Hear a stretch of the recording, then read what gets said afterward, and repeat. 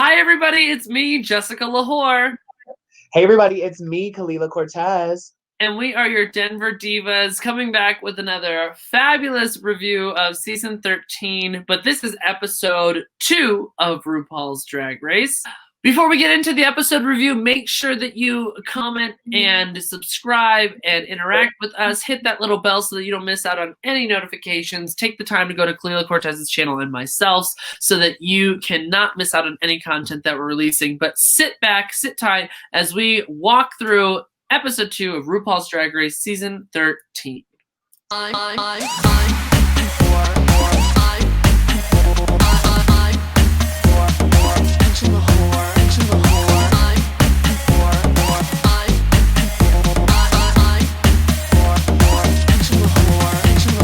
All right, so episode 13 or episode 2, season 13. We don't know still what's happening with the other set of girls in the pork chop lounge. Okay, at the beginning, they vote. They have to vote one person off the island at this point. Girl, which is so crazy. I mean, I would like to believe that myself, the kind of lady that I am, would just automatically be like, yeah, any of you, whoever it is, someone go. I would honestly pick my biggest competition though, looking at the looks, I really don't know that anyone in that room I would necessarily say, but yeah. Well, that's what everybody based it off of. Everybody was looking at their looks when they were like, it was either, oh, I didn't like their outfit, oh, that you were wearing chicken feathers, whatever the reason, people were just like, oh, like, I'm not into what I see. That's really what it came down to. Exactly. And there was plenty to look at that I wouldn't have liked either. So, well, when it came down to it, all of the entertainers in the Pork Chop Lounge voted off Elliot with 2 T's, or what the goop and the gag of what they think has happened. So, Elliot with 2 T's gets the most votes to go home. It was tied between Utica and Elliot. I'm glad that it leaned towards Elliot, but now I'm like wishing that it leaned towards Utica without knowing what this twist was. So Elliot comes back into the winner's circle. Like, how do you feel about that? I get the point RuPaul's making. Like, some of the biggest stars get eliminated once, maybe twice. Look at Shangela, Vanjie. Well, if you've watched the show, this review show, then you would know that I was super excited to see the first person go home. And not excited, but like that's what I thought should happen. Yeah. But then when I saw that they did go into the winner's circle, I was like, hold up, wait a minute. Because I also did not think Utica should have at all been, wouldn't have been my second choice to be in the bottom. I mean, I did not like I did not like her hair and how it fell back. Knowing that they went to the winner's circle, I was like, oh, I don't like this. She walked in the workroom now in the winner's circle, apparently, acting a fool just like I knew she would. It just kept getting worse. All the girls the entire time thought that she was a spy, didn't like her, didn't understand why she was there. I feel like there would be a different reaction if Rosé came back. Does that make sense? Yes, I do think there would be a different reaction because also, like I said, I don't think anybody else would have came in acting as like, I mean, girl, she started off with shade. I saw Candy say this finally the other day. They were like, why would I ever think that she was a spy? I don't understand that either. Like, that wouldn't have been my first go-to. Like, oh, she's a spy. People get really wrapped up in what RuPaul's twists and turns are going to be. At this point, you're going to think the worst. And not Elliot with 2 T's. She wouldn't be the spy, honey. She wouldn't be a good spy. No, not too much. The mini challenge that all of these entertainers have to do now with Elliot are a daytime look and like a whore nighttime look. And so going down the line, the first one on the runway, and I think that this kind of set the other girls up for failure because it was so good. And not that no one didn't do good, but Gottmik really killed this, kicking it off for the runways for each theme. You set a bar really high, putting Gottmik first. Exactly, as that, like, known as a look queen. Even though they are trying to step out of that, that is a hard thing to follow. If you have look queen at the beginning, it's like having a Naomi Smalls at the beginning of a fashion show. It's like, oh well. Well, what's next, I guess. Yeah, exactly. Like the girls who do fashion, put them first. That doesn't make any sense. With Gottmik's daytime look and nighttime look, I absolutely loved both of them. I thought there was a complete difference. I thought that they were clean. I liked that latex was used in the daytime look and more of like a felt velvet was used in the nighttime look because so many people use latex for a nighttime kind of. It's predictable. Nighttime sex, very that. Mm-hmm. I loved it. The next on the runway was Candy Muse, and I was thinking about this. Candy, yes, tried to step outside of their box with both of their looks, but the first one, I liked the dress from the waist down, but not with the makeup. And no, other way around. The daytime look, I liked the makeup and the hair. The opposite, I liked the outfit, not the makeup.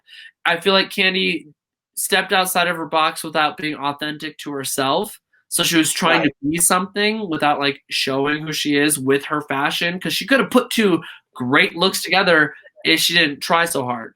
And also, like, she's from the Bronx, New York. Like, I would have assumed that she would have went completely different with this look. And yeah, she is stepping outside of her box, but are we there yet in the competition to be stepping outside of our boxes? You know what I mean? It's like this first day, honey, I would be in my box. That's what I would do. It didn't really work out for me for Candy. I love the looks.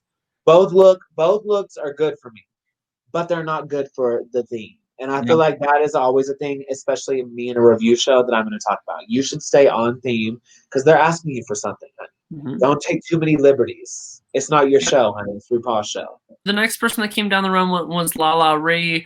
Their first look, I didn't really like it or care for it from the neck down. I think that Lala is one of the prettiest makeup in the season for me personally. I always think her makeup is like on point, but I think that the outfits always lack the like next step forward of thinking. The dress could have been really cute if it wasn't duller colors. Like it was more daytime, it was more vibrant. Something was coming with it, and she didn't trip. And yeah, that also, it didn't have a liner underneath it, which I know, like, obviously I'm wearing a camo t-shirt right now, but if you're going to wear a dress on the main stage of RuPaul's Drag Race, you should probably have a liner. I would have a liner on the shirts. This is a fashion show runway. Like, they don't sell, Louis Vuitton doesn't sell their stuff from the runway in the stores, mama, on the rack. That's not how that works. So you shouldn't look like you have an off the rack dress. And if you do, make it look like it's not. Yeah, but even then, I feel like it's still hard. If you're buying fast fashion to make it work on a runway, if you're buying it to buy it, not changing it at all or manipulating it for sure. Yes. That's just one of those challenges where that's one of the ones I would have spent a little more money on. With her nighttime look, I liked it when I got mad at it, and then I had to like rethink about it because I was like, oh, that's obviously pleather. Like it's something I would wear to the club, but it fit the bill. It worked. That was the theme of the challenge. It fit better than some of the other girls' outfits. I would wear that at nighttime at the nightclub. It's a beautiful little piece, but it's not nighttime runway, like fashion forward. The forward piece is missing. Yeah. After Lala down the runway, we had Olivia, and I think that this is my turning point for Olivia. So I was really hard on her when she first walked into the workroom. Yep. I literally was not excited for anything. I got that baby queen vibe. This runway proved me very different, and the remainder of the episode did too. But she really showed the maturity that I was kind of looking for. These are my ideas that I'm putting. She knew where she was going. Yes. Like, I felt like she knew exactly what she was doing on that runway. She felt at home. It felt comfortable. Again, like you were saying, baby queen thing. It didn't feel like she was small. What do they say? Small fish in a big pond. Is that what they say? She was competing. She started competing. Yes. I got from her. I felt like she belongs on this season, not 3 seasons from now. Next person was Simone. Go ahead, kick it off. The daytime look was 90s, the house down boots, daytime, going out. I mean, also, if you've seen her photo shoot for it, she's on like Rodeo Drive with the shopping bags. She's in the Jeep. It's very on brand for her and also for daytime for me. And it reminds me of like a Moschino runway. Like I would see that on a Moschino runway. The nighttime was very confusing for me at the beginning. I was like being one of her friends, I do know that she loves Game of Thrones. So I was kind of like, oh, maybe that's where we're going with this. I still don't really know. I just talked to her today on FaceTime and I didn't ask because I was too scared because I'm like, I didn't really get the look. I agree very similarly with you. The first look I really loved. I feel like the lighting wasn't in her favor for her mug for this look. I think that I thought the hair was top heavy for the look, but I loved the fashion behind. Like I liked everything else, but I thought that the hair was really top heavy. When it came to her nighttime look, I was also really confused, but as soon as I saw her post her photo shoot of it, I loved it. I didn't know that it was a Game of Thrones reference. I didn't know anything about it. I don't know that it is. I don't know that it is. Oh. I'm assuming that has to have something to do with it because she loves Game of Thrones.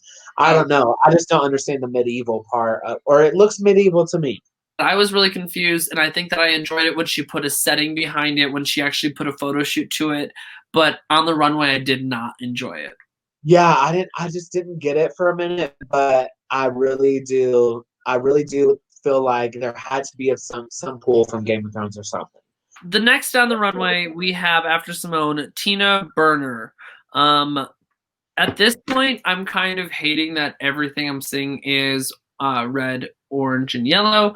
And I get it. Like I said, you're branding yourself in this first episode. You're showcasing it, and then you're going to turn it up. But I hope that this is the last that I see of it. The first look, which her like Sex and the City inspired look, which I didn't hate, but I really didn't like. I thought it was busy. And for a Sex and the City look that you would put on like Carrie Bradshaw, it didn't fit the same or give the same aesthetic when Tina was wearing it.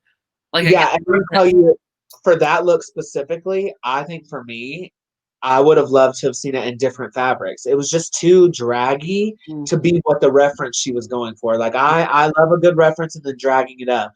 But going back to like Simone referencing the 90s and some movies from the 90s, that fabric wasn't like so outside of that reference. You know what I mean? This reference she could have used just like some satins and like just calm down tones, and I think it would have worked better. With her nighttime look, I honestly thought it was super basic. If you were to think of like a harness with pleather or leather with a ponytail and a thigh-high boot, that's what I pictured everybody wearing before I even heard anybody for nighttime. That's what I got. To me, it was very simplistic, very basic. It worked, but it wasn't great. And that's what her outfit exactly was what I was hoping we wouldn't get on a nighttime runway, because it's so like, that's more what I would expect if you said, I'm having a nighttime themed show at a local bar, you know what I mean? That's what I would expect from some of the cast members, you know what I mean? But on this show, when we're doing a runway, a fashion runway, that was what I was hoping we wouldn't get. And it was every single piece of something that I didn't want to see. I love her. I still think the outfit is cute. The designer did so well on the outfit, but it's not good for the theme again. Yeah. So, or for me, it's not. It fits the theme. It definitely fits the theme. It's nighttime dominatrix latex, but it's like not innovative. After Tina came down the runway, we have Elliot with 2 T's. I like the French kind of theme for a daytime. What I wanted was the camp behind it. I wanted a long cigarette, or I wanted her to like pull a baguette almost out of the bag, like a really long something one. that kept the fashion and kept it really sexy, but added some like story to it, I guess. I wanted that like extra prop for this runway. Yes, and you know there has to be like some kind of magician, like magic moment that they have of like a long baguette that like folds up or something, and she could have kept pulling it out, and even like pulled it out behind her head so it looks like she's eating it. You know, like it could have been funnier, but maybe she's not a comedy queen. But being that she's not a comedy queen, the look is cute, but it's also something that I could get at Gen X, I feel like. Especially with her nighttime look, it was probably one of my favorites that came down in the fashion. Like, I just loved the styling of it. I loved how everything worked. I felt like it was thought out. And I think that first outfit was just as amazing. That the comedy piece, even on a fashion show runway, would have brought it together. The simple prop was what I needed to bring it all together, like you said. But the nighttime look was perfect. Yeah, and the nighttime look for me also was super great. I thought it was simple, but it was like, if you're going to do simple, that's what I would want to see. Yeah. because it was so clean and it looked elevated in comparison to everything I've seen of her so far. She redeemed herself for me as an entertaintress. All of the entertainers do their runway, they kill it, they go back to the workroom, and they are told by RuPaul for their main challenge that they have to write a line of music, like a lyric, and they have to do, without a choreographer, a dance moment to RuPaul's song. What song? Congratulations. Congratulations. With writing, Olivia seems super confident during this. Tina seems super confident during this, and everybody else is kind of a little confused and trying to figure out like the best way to go about it. Very, very, very that's. I think that this, for me, this as a beginning competition or beginning challenge with the whole cast, essentially what we have right now, is so incredibly perfect for me because this is what girls do. This is what you have to do. If you want to be innovative, if you want to be cool in the local scene, you got to figure out how to make up a dance. You got to figure out how to make a song or a mix. So I love this as a first challenge, honey. And seeing some people shook, I was like, oh yeah, girl, this is what separates the good ones from the bad ones, or not the bad ones.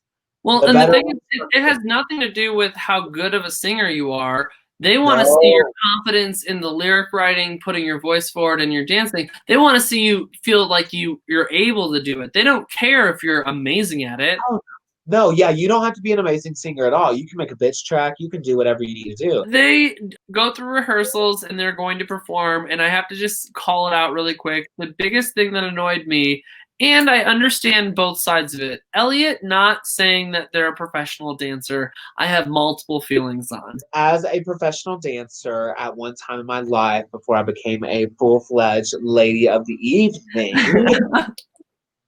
I find this a very difficult situation to be in because I would like to believe that I don't want to tell people that I'm a professional dancer because it may make you be the one. They may want you to do all the work, and then if they all look bad, it may come back on you because you're being selfish or whatever. This happens to me all the time. At least RuPaul has seen the audition tape. Hard place to stand in. It's a hard place to stand in because you want to show your talents, but also you don't want people to hold you accountable for everybody else being shitty because that will happen. They get to all of the the queens performing their verse.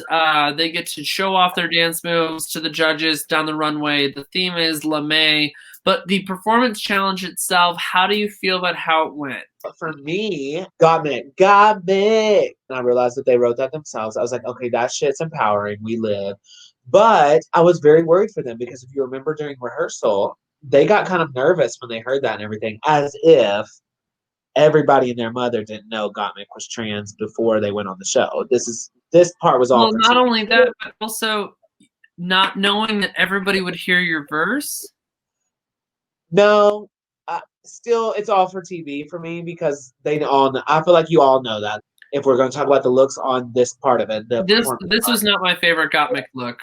Yeah, I was so confused. I was like, okay, girl, that came from what do they call that little sex shop? Romantics.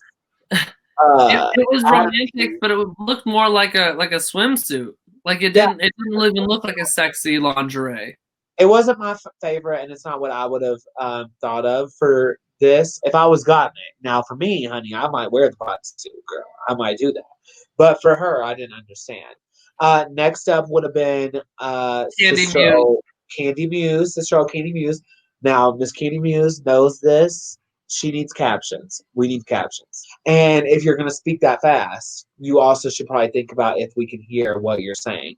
Because at the end of the day, I loved it. I don't care what she's saying. I love her, and I agree with her verse no matter if it said, fuck Kelela Cortez, she the worst thing I ever seen. I love Candy Muse, but I would think about that a little more if it were me. And I feel like already these looks are kind of coming off as like their mini challenge looks, but this is like on the main stage. And then we have Sister O. It's Lala. Lala Ree. Miss Lala Ree. I love that. It gave me very Wizard of Oz for some reason. I know that may sound so weird, but like the breakdown of it. Follow the yellow brick road. Follow the yellow brick road. I honestly, I don't think that Lala was memorable for me. I again like when I put down notes because I write things down so that I kind of have like I can remember a little bit. I put her hair and her mug are everything because I feel like every single time that I see her, her mug and her hair is always on point. But I put her dress as a no. Like I did not like her outfit. Yeah, again, it's one of those things where it's just like Miss Lala Ree. Everybody so far for me has given looks that are not what I want to see on the main stage. Like they would work in another setting in the workroom, but on the main stage. Again, honey, I'm here. I got blue jeans on. I got my Air Forces on Oh yeah, again. you gotta show your Yeah, feet once. yeah. I got my Air Forces and my jeans on. Next in the performance challenge was Olivia Lux, and I think that she did phenomenal. She put forward like what she talked about in the workroom, and she delivered. Her voice, her outfit, her mug, her movement. She looked amazing. She was the Yeah, best. and the girls said they weren't really threatened by her. Like her name was never brought up when they talked about that earlier in the workroom, who they were scared of, who they would send home. And I think that was a sad mistake because if it were me in the workroom and you didn't say my name, that you were scared of me, it would make me work 10 times harder. For I'd be sure. like, "Oh, you're about to be scared of me, bitch." She was doing what a newer queen knows how to do in 2020, honey. After Olivia makes her appearance, Simone comes next with her verse. I'm going to start it because I know that you're so excited to talk about it. I loved everything about her verse. I think that she looks stunning from head to toe. I do have to go back to what you were saying about all the looks on in the challenge for the main stage were not good. Hers was one that stuck out to me as being like, because you are thin and very pretty, you can make this work really easy. But if anybody were to wear something similar, they would get dragged for wearing that. And it looked so good on her, but it was not made like for the main stage. Honestly, for me, that there's this thing when you're a queen going on the show where you take some stuff that you've worn before and some stuff is all brand new, right? This has been in photo shoots before Drag Race even happened. So this outfit for me was, if you're a follower of Simone too, not just a friend, then you know that you've seen this before. I thought that her verse was one of the best verses. Tina Burner's next. It kind of goes with that same red, orange, yellow theme. I just realized that she wore something different than she wore for the night runway. I don't even remember what she wore because it's just all melding together at this point. It's Melting together. Molten. Molting together. Fire. Burner. Oh. The verse was really fast. You could see it on the judges' faces. You're saying way too many things. After Tina went on the in the performance, we have Elliot with 2 T's. I said, I love it, but I want the hair to be up or off the shoulder. That cheetah print. I wear that cheetah print all day long. And she killed it dance-wise. This is where her professional, like this is her like bomb drop. And everybody, if I was in this show watching her, I was like, okay, bitch, you say you're not a professional dancer.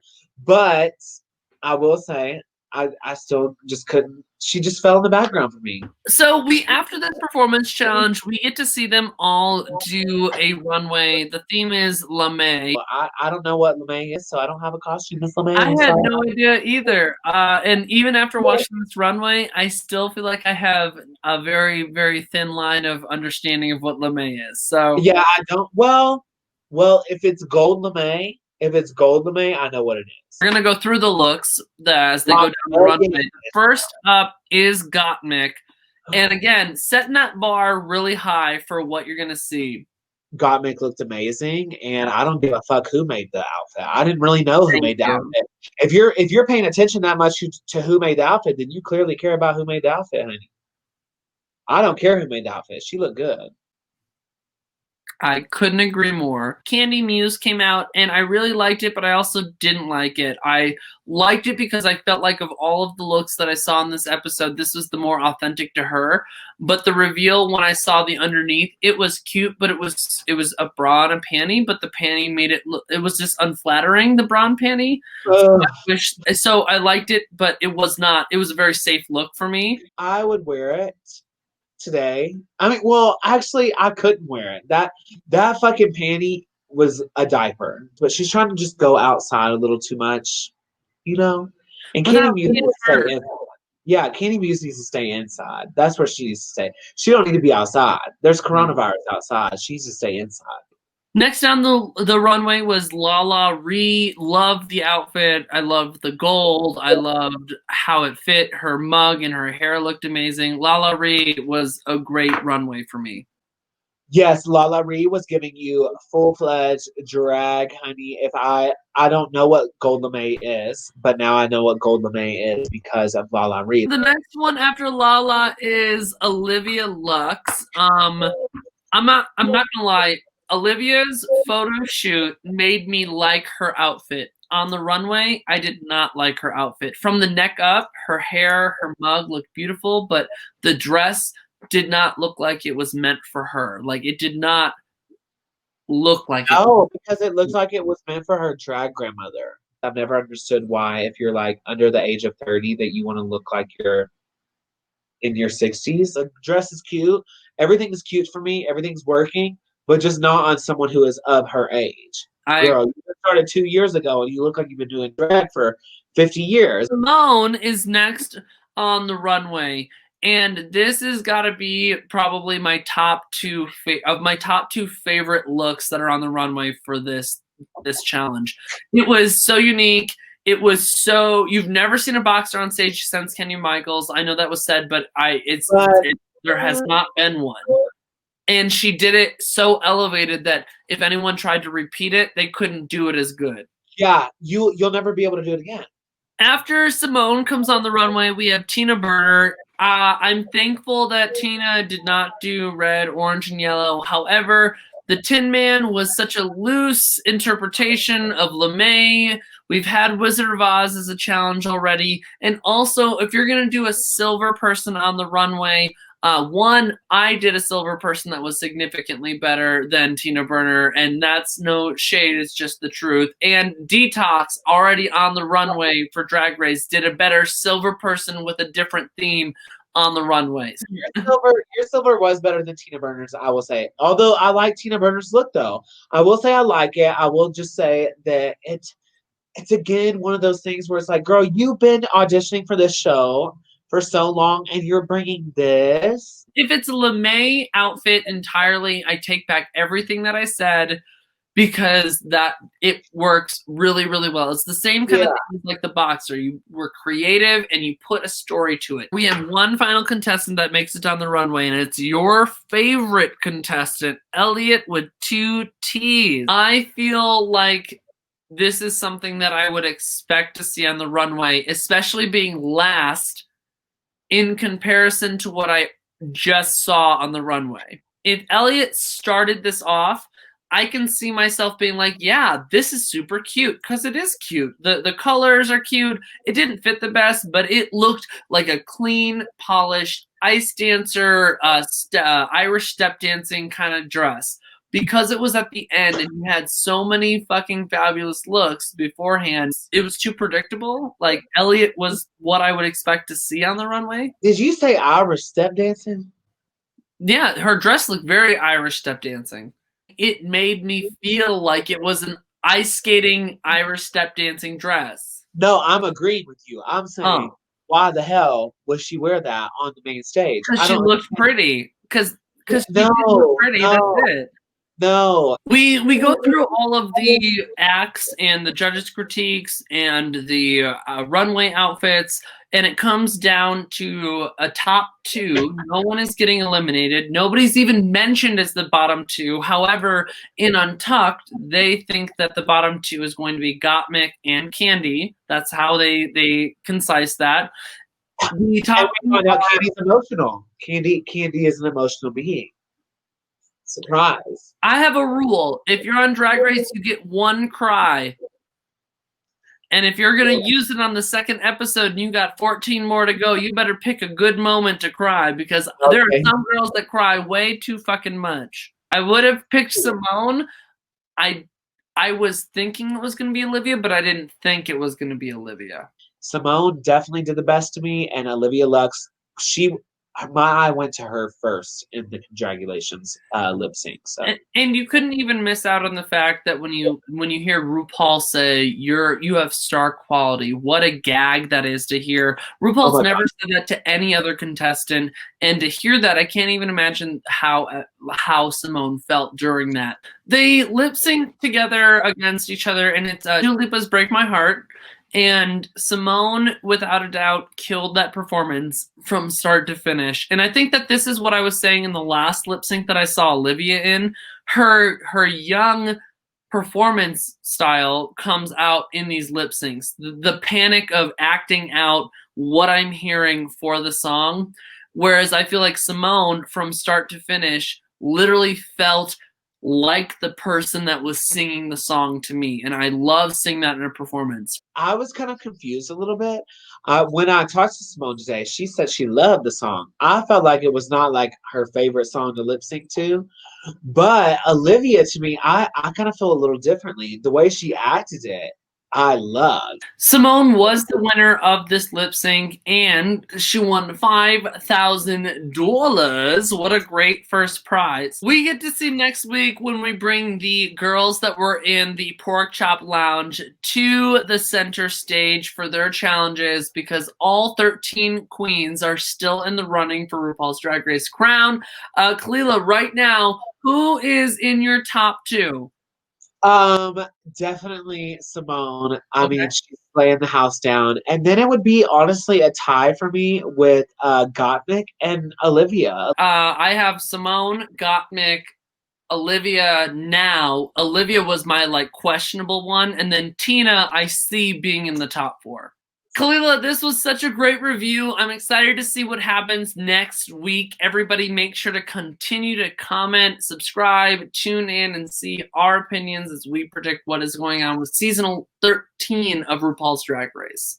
Yes, and let me always tell you that no matter what, all of this is just for fun. Drag is all about not taking life too seriously. We've always got our little shoe moments, shoe cam, like Wendy Williams says. My Air Force Ones, they're dirty. I'm sure most people would never do that. And we're always drinking a little bit. So never take life too seriously. Have fun with us every single week. I'm super excited to be doing this with you, Jess. Thank you always for having me. I love you. I respect you. Thank you so much. I love you too, girl. Have a great rest of your night. Yes, bye, everybody. Bye. Bye. Never disagree with me. Are you ready? I'm ready. Oh, wrong way. Do it again.